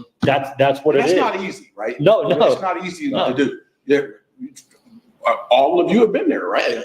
To hand something, your life over to God. Submission. It's called submit. Submit. It's not an easy thing to do. Yeah. Because for a man too, you know what I'm saying? Yeah, because you have your worldly thoughts, right? Yeah, Is this real? Like you were saying, is this real? Are you real? Are you real? Right? Yep. Especially in that time in our lives, we both got cancer. Yeah. To say, hey, we're just gonna hand it over to you. It's not easy. But we did it. We have faith. We did it. Now today, now I know one thing. I know God doesn't just save people just to save them. No, there's more to it. He saves us and then calls us to work. Right. So your guys' testimony, you know what I'm saying? And that's what he said too. Yeah. You said if, God spared our lives so that even if we could affect one other That's person. right, just one. And let them know how Yeah. great God is and Yeah. how faithful and loyal That's it, and, that's it, man. and we would. There's more to the story, Neither of us Yeah. would change it. Yeah. You know what I And I mean? told Pastor Like, Rich that, I just said, I would go I wouldn't through it change a again. thing. Yeah. I wouldn't. Right. You know, But you don't know I in wouldn't that change moment. it. In I that say moment, the you're same like, thing. I would not change But it. then It right had, it after. happened to me. It happened. Yeah, it had happened, and even her going through chemo, we still weren't out of the woods, right? Mhm. So your chemo finished. You want to talk about that Yeah, story? so I finished chemo in January, and then exactly 6 weeks later, I had a double mastectomy on February 27th. But so after her chemo was done, she had to get an ultrasound, no, I'm sorry, an MRI and all that, to that story. Yeah. Yeah. So after chemo is done, they wanted an MRI to see, if the chemo worked and shrunk it. Luckily, when we caught it, I only had it, not only, but I had a 2.5 centimeter mass in my left breast. And after chemo, and they did the MRI, it shrunk to 0.3 The centimeters. thickness of a dime. Yeah, so it was. So then they had to remove it and do a biopsy Yeah. to see if there was still any active cancer cells.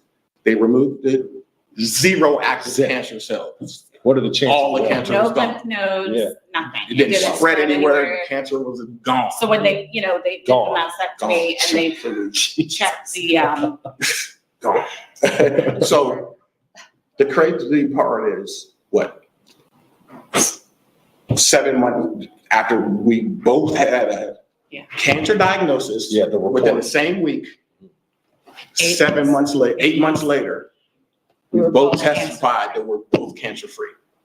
Amen. And still to this day, we're both cancer-free. Praise God. Yeah. Glory to God, baby. 100% glory to God. only, exactly, only by the glory of God. 'Cause Both it cancer-free. could have been so much. What a turnaround, man. What a Right? turnaround. I mean, and then we have a new granddaughter, like, Yeah. it's just. The blessings is coming. Oh, man, and then when I look back, that hindsight is 20/20. I cleared everything. The Lord was there the whole time. There's just no entire doubt. time. There's no doubt. For the Lord was there, even making my doctor move to a different network, Yeah, right. which caused that domino effect Yeah. in my life. You know what I'm Yeah. trying to say? Yeah. And then every piece, when I look back, I'm like, man, Yeah, but in that moment, you just don't know. I couldn't know. But I mean, these are, see it. it's like training. It's like exercises, bro. Like now for the next one, you start to see God move and you're like, wait, oh, that's you because I know. It's like Peter when after he went back to fishing after Jesus went away before, you know what I'm saying? When he came back, Yeah. he said, I'm gonna send you the helper, the Paracletos, the Holy Ghost. So he's out there fishing, right? And I remember I was telling you earlier, it's like, you'll just know that it's Jesus, right? And he was like, let down your nets again. He's over there, he already had the brand fire going. And it could have been anybody. Yeah. Like they couldn't see him out there, but they could tell by what he was saying, Jesus was saying. Yeah. He was like, he was like, that's Jesus, right? Yeah. Now you know what his fingerprints are, what his word says, right? Yeah. So next time, if ever there's a time, you know what I'm saying? Not for that, I'm not saying that. I'm saying you know, what's the Bible say? He said, my sheep know my voice and another they will not answer. Yeah. He said, I'm a good shepherd, right? That's that shower moment. Right. He's a good shepherd and you heard his voice Yeah. and then you just, your life just goes that way now. Yeah. Now you know what it looks like. I think Praise what God. happens with a lot of us is we're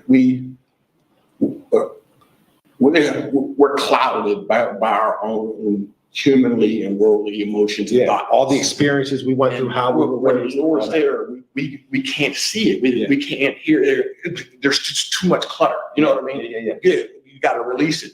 Yeah. And then you'll see and hear the Lord. You know what I mean? And that's what happened to me. Yeah.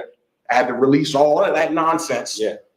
And I could clearly hear the Lord. You Taste know and what I see mean? that the Lord is good. That's Right, it. and he's the man, you know what I mean? Like, when he's saying about his human emotions and his worldly emotions and things, it took, for him to settle and clear it, because it's like, how am I gonna fix it? How am I gonna provide? How am I gonna give it? Yeah. And it's I, Yeah. and me, Right. instead of God, God, God. That's right.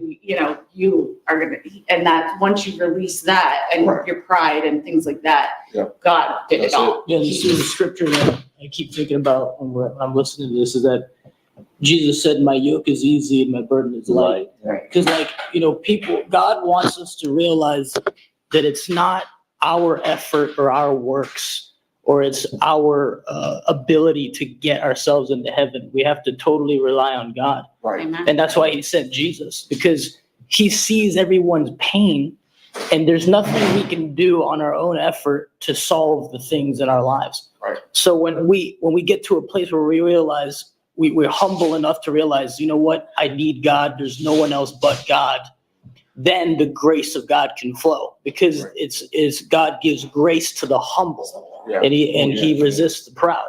Yeah. So when you're humble enough to realize, oh God, you're my only answer. That's why Ephesians 2, verse 8-9, it says, for by grace we are saved through faith.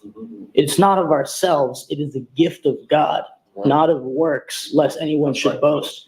So all these testimonies show we didn't do anything to deserve anything. We simply believed in the Lord and That's gave it by his love and Yeah, grace his to us. love, It's like he yeah. changed our lives, took our diseases, Yeah. took our burdens, and then it's easy. Once you're with God and just It's surrender, like- it's easy. It's like people that haven't been through it, like, think you're crazy when you talk like this, and it's like, I get it. There are some people that just dramatize stuff and make things up for attention, but like when it comes to like Jesus for real and going for, like you said, now you guys are gonna live differently. I know I'm living differently and Jared's living differently, but as far as like my life, with everything that I've been through, I understand, like, like how everybody in church, like even like Dakota always says it all the time, like on our podcast, it's like, anxiety and worry and all that stuff's from the devil. It is. It's not from God, Right. because Jesus never made anyone sick. He never hurt no one. All he did was heal, heal, That's heal. right, yeah. So I know that me going through like the fire and the hell on earth stuff, just like you guys did, we all, like, things don't, it's like, things don't bother me, as much. I got like this outer shell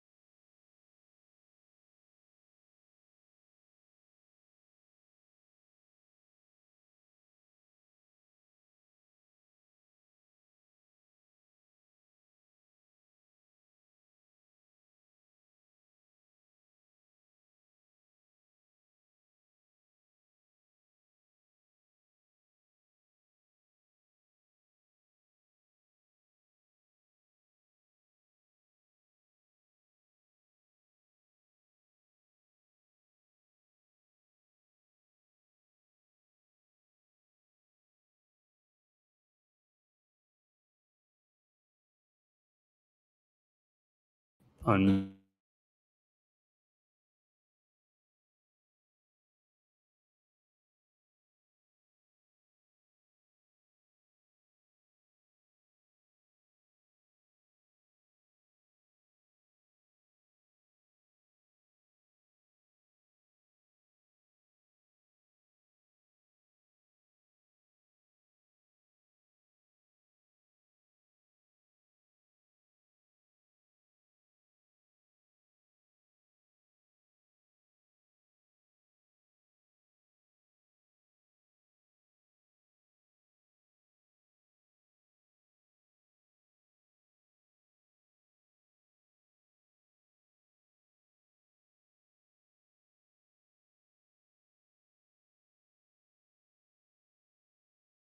Perfect. Mic check, mic check. All right. When you go to the camera, you lose your hair. The Lord brought her through all Mhm. Hey, hair's growing back now. that. It's coming back. Right. All right, guys, we're in. We back. All right, so let's see, just for reference, we made it. All right, we can go like an hour and 40 minutes before it dumps out. All right, cool. Hour 40. Yeah. Donnie asked if I was able to come with you. Yeah, we're gonna wrap up here. We'll see. Okay, talk to you. Okay. Yes. Not a bad idea. So we're live? Yeah, we're back. We're back. Right. So yeah, that's my boy Anthony, his wife Alicia, my boy Marco. Appreciate you guys, man. If you guys got anything else you wanted to say to somebody, because it cut out. But yeah, last time. now You're we, like, now you we can got say it. Yeah, now we got You can say it now. It was like, Yeah, I was just saying, listen, if you're going through anything, if the Lord can bring us through. Yeah. Lord will do the same for you. You know, there's no respecter of persons. That's That's it. what the Bible says. That's it. You just have faith and, you'll get through it. You What know, he does for one, he'll do for another. That's He it. loves us. Lord can do it for us. It's real. Lord can do it for you. Tell you. It's real. All right. We love y'all. We out. Yo, man, that's it. We out. That's a wrap. That's a wrap. It's a wrap. That was a drop Hey, the mic moment. happy Yeah, birthday. I like when that drop the mic moment. Drop the Yeah. camera. All right, we're out. Everyone that's on there. Love you.